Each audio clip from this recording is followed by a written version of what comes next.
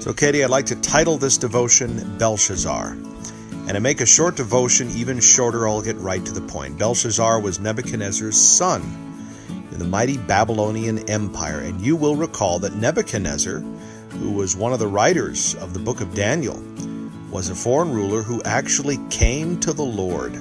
He came to the God of Israel. And so his son Belshazzar was brought up knowing this.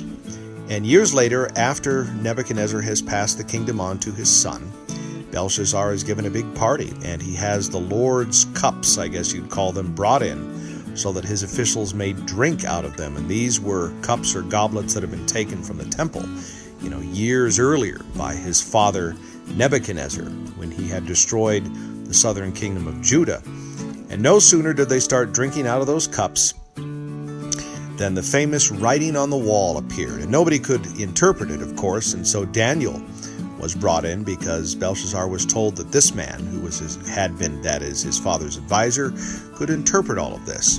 And so Daniel, of course, interprets it, and the bottom line is that Belshazzar has been found wanting before the Lord.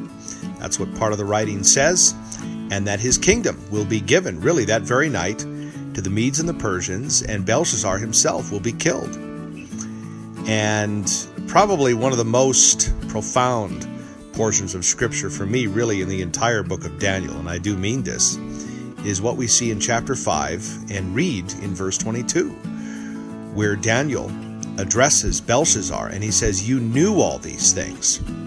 And the point of the matter is that if we know better, we're called to do the better. It's one thing to sin in ignorance, but it's quite another to know the better and not choose the better.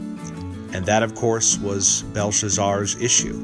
He knew better. He was brought up in his father's kingdom. He knew when his father was driven out of the kingdom for a year and lived like an animal. He knew that his father knew the God of Israel, and yet he still rejected it. So there it is. If we know the better, we are called upon to do the better. And there's always forgiveness for us, but God may not choose to take away the consequences. And he certainly didn't do that with Belshazzar. God bless you, Katie.